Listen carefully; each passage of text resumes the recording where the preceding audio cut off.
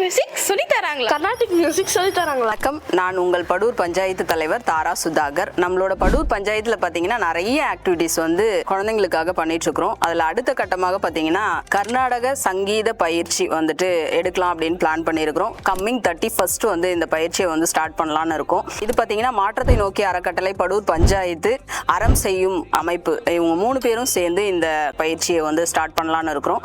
இதுல வந்து நம்மளோட படூர் பஞ்சாயத்தை சார்ந்த குழந்தைங்க எல்லாருமே வந்து பங்கேற்கலாம்.